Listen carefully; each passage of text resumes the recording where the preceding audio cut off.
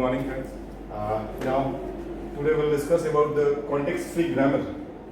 What is the use of context-free grammar? Why we are studying this context-free grammar?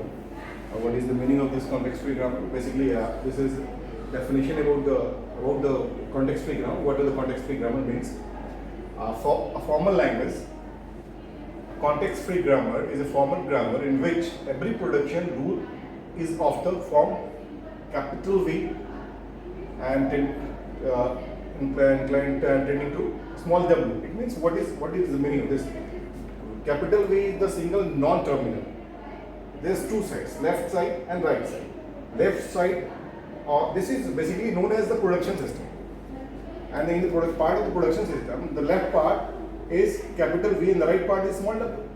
Capital V is always a non-terminal.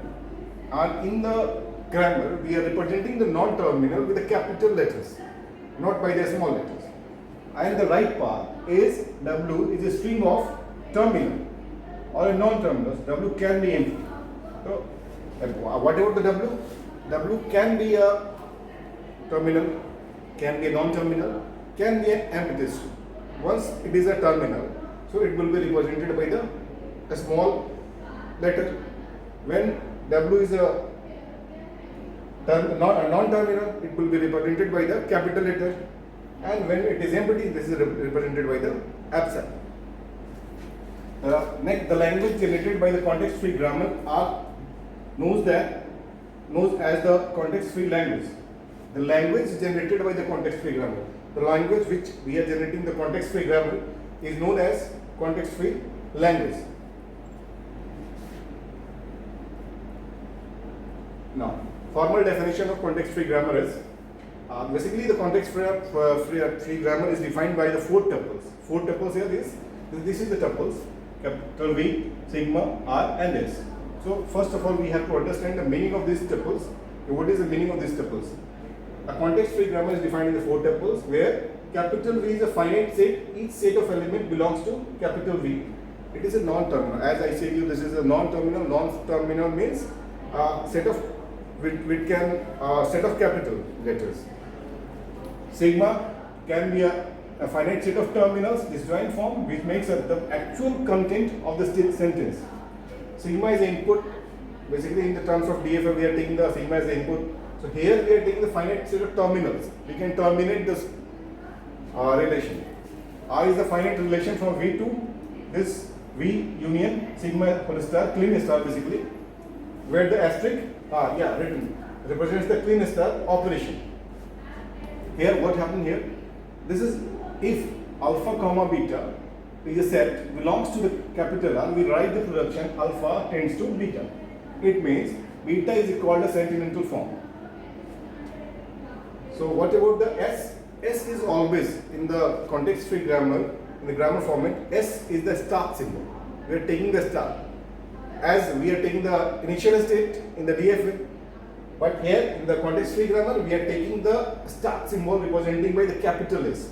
Capitals, whenever we are seeing the capital S in the context-free grammar, we want to say that this is the start symbol, from where we can start. We cannot start from anyone. We have the number of non-terminals, but we cannot start from the anyone. We have to start from the where the S or where the start symbol is given. Now, this is the production rule basically. Our production rules is formalized mathematically by the pair of alpha comma beta, where alpha is a non-terminal, beta is a string of variables and non-terminals rather than using ordered pair notations. Production rules are usually written using an arrow operator with the alpha as its left hand side and beta is its right hand side, that is alpha tending to beta. Same pattern, this is alpha is on the left hand side, beta will be on the right hand side, and this is arrow representing the production rule. Next is it is allowed for beta to be empty string and this is beta to be allowed to the empty string, and in the case of it is customary to denote it by the epsilon. The form of A alpha arrow, that is a term epsilon, is called an epsilon production. This is null production basically. Now, context-free language. Main target is given as context-free grammar. This capital Z, this is defined in this 4 tuples. This is tuples already we have discussed. The language generated by or derived from the G, the grammar which the language the grammar is generating is written like this: LG, set of LG, W, S is the start symbol, this is the plain start generating W. A language L is a context free if there is a context free grammar, capital G, such as L is generated from G. If the language is generated by the context free grammar, this is known as context free language. Now, this is example of well formed with parenthesis. So, what is happening here? See, first of all, there you can see here this is canonical form. This format is given, S is given, S tends to S double S tends to bracket, S is given only the bracket. So, what is happening here? S is the start symbol, S is the start symbol, S is the start symbol. So multiple declaration is given, multiple definition is given. So we can use it. In the production system, we can use the number of times. There, suppose we have written the canonical example of a context-free grammar is a parenthesis matching, which is representative of the general case. There are two terminal calls and one non-terminal symbol S. The production rules are like this. The first rule allows doubles to multiply. The second rule SS to become enclosed by matching parenthesis, and the third rule terminates the recursion. Isn't it? So we have to make the language using this production rule. When based on this production, we are generating the problem answer. And this is the past tree. The major concept is the past tree also. A past tree of a derivation is a tree in which each internal node is labeled with a non-terminal. Each internal node. Internal node means what? Like this is the internal node, this is your internal node, this is your internal node. Each internal node is labeled with a non-terminal. It is a non-terminal. Because this is the internal node. Here 3 internal node is there. Isn't it? This 4 internal node is there. This one. So what is happening? This is internal node represented by the non-terminal. These are non-terminals. This is non-terminal. This is terminal, where we can terminate our system. We can set our terminals. These are the terminals. These are the terminals. These are the terminals. These are the terminals. Isn't it? So we can use it now.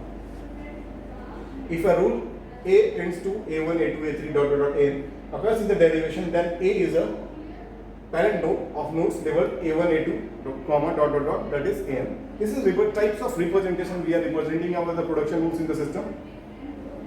Next, the most beautiful written is the leftmost and rightmost derivation basically. This is a very useful technique. Leftmost derivation of a sentimental form is one in which rules are transforming the leftmost non-terminal are always applied. Here always we are applying the leftmost non-terminals.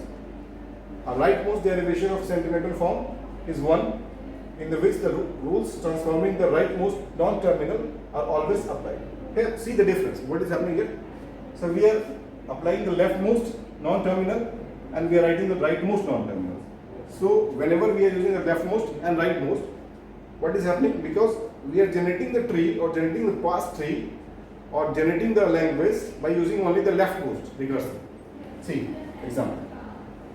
I have taken, for this confusion, I have taken the example also. A question is there, consider the following productions, like production is given A, S tends to AB slash BA, comma A is given the 3 format, 3 productions, B is also given 3 productions. So we have to find the string. This string we have to find. So what we have to find? We have to find this string by using leftmost derivation and rightmost derivation, and we have to generate the past tree. So how this will work?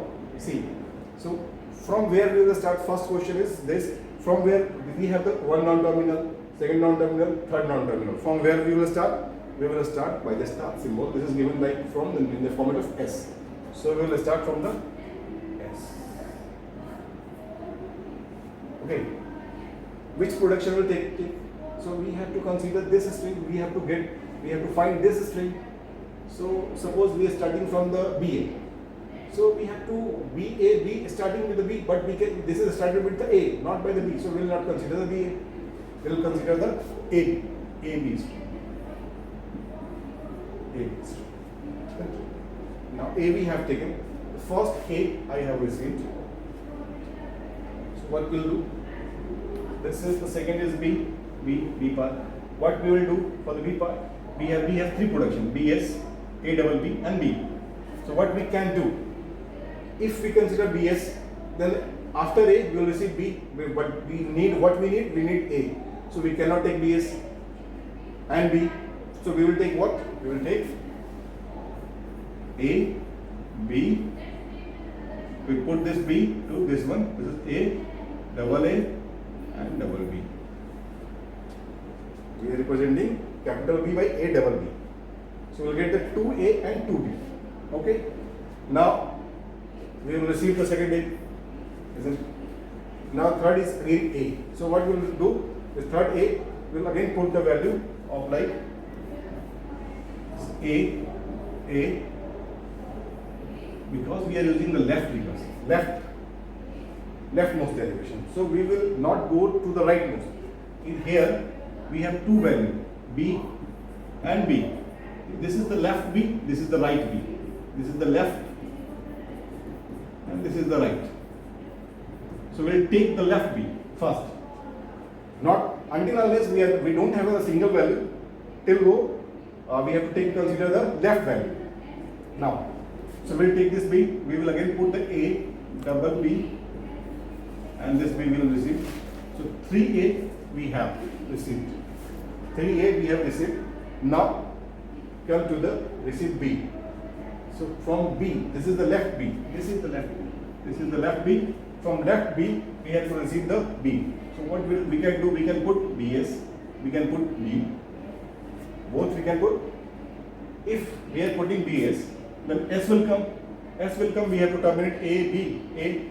But the requirement is currently we can go forward with a B only. So we put the value A, small b, B, and B. Isn't it? Now, what will happen? Again, the left value is this one. So we'll go with this capital B. We will put this B. Now we are putting A, triple A, B, and for this B we are again putting B, and this is B. So 2B have received. 2B we have received. Now we have to receive a small a. In place of B, we can write A. From where we will get the A? We will get the A by this A double B. So we can put triple A, double B, and A double B. So we have received A again. Now we have to find the triple B A. So what we will do? This is left recursion again, B, small b. The small b, what we have to put? We can put it again, the B. This is A, B, A. For this B, we can put B. And the last B remain same. So we will have received this A, then B. Now 2B and A is required. More. We need the 2B and 1A. More is we have needed. So what we'll do? This is, I can put what we can put here. See. Only one non-terminal is left is because given. So we can write A, B, A, and B. The last B, what we can put? We can put BS, we can put A double B and 3. Three values is there given. If we are putting B, a small b only, then the answer will not come. We will finish the value. So we can go for this. If we will put for the BS, we again terminate. So we will again I put A double B, A will come. So we need the what is the we need? We need B. We need B. So we'll go for the BS. B and S. The B value is received. S is remaining. S. Now S is here.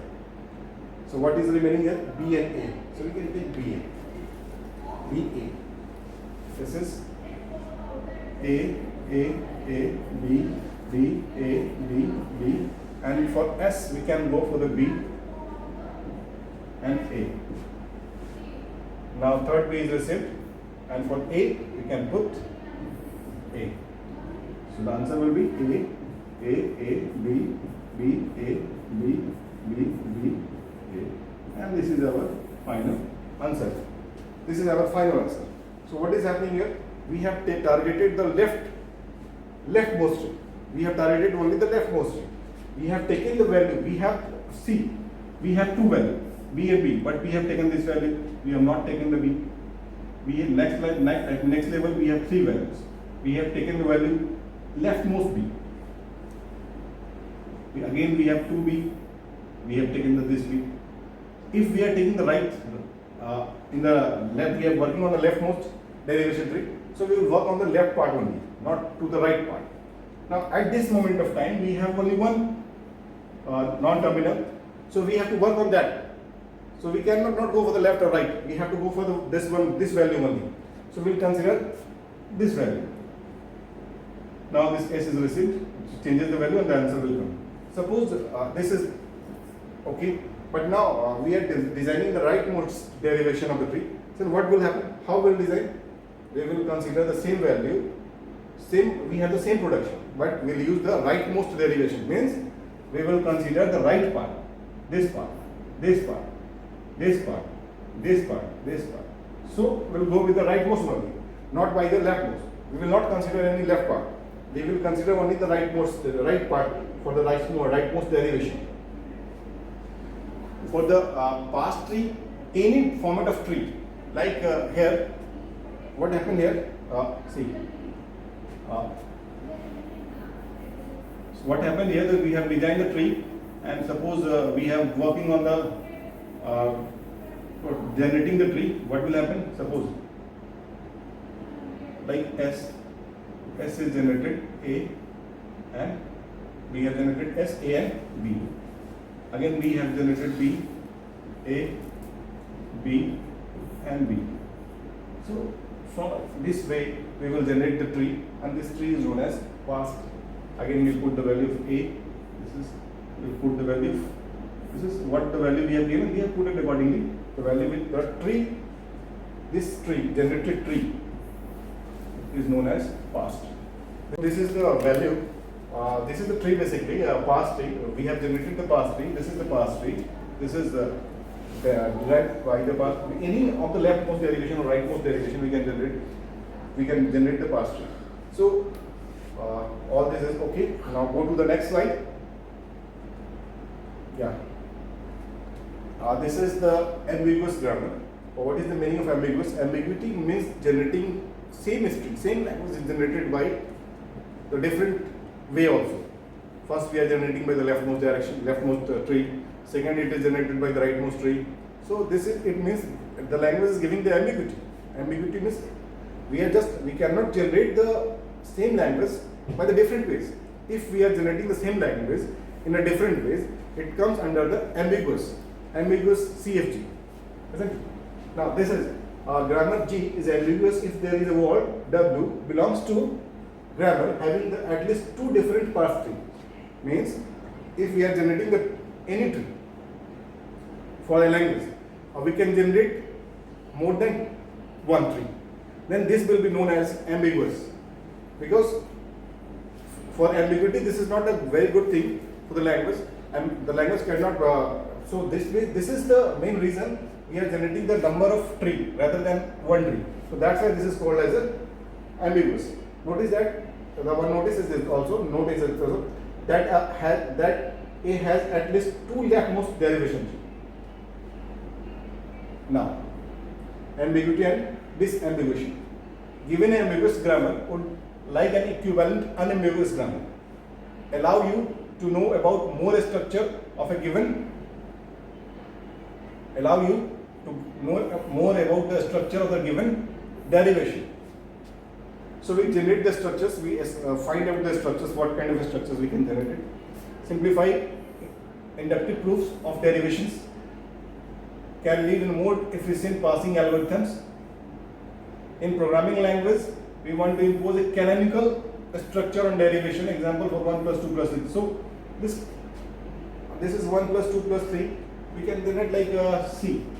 Suppose we have started from here 1, this plus this 1 multiplied by 2, and this is 3. Now this is the canonical representation of the language can be generated by using this here in the canonical format. We can generate this format like this. So we cannot in the ambiguity we are just generating the parse tree in a one parse tree. If we have more than one parse tree, it means we have ambiguous data. Ambiguous. Now go to the next slide. CFG simplification cannot be always eliminate ambiguity. We cannot eliminate always the ambiguity, but CFG simplification and restrictions still useful theoretically and pragmatically. Simpler grammar are easier to understand. Simpler grammar can lead to faster parsing. Restricted forms useful for some parsing algorithms. Restricted forms can give you more knowledge about the derivations because we are using the derivations for the CFG. So we have the restricted value. Restricted means we have some limited productions. On the basis of productions, we have to generate the tree, and we cannot go extend beyond the production rules because the rules is given always in the top of the question. So we are using this production system to generate any parse tree, leftmost derivation, or any derivation tree. To use, we can also eliminate we can say that the ambiguity from the grammar using this system. Thank you.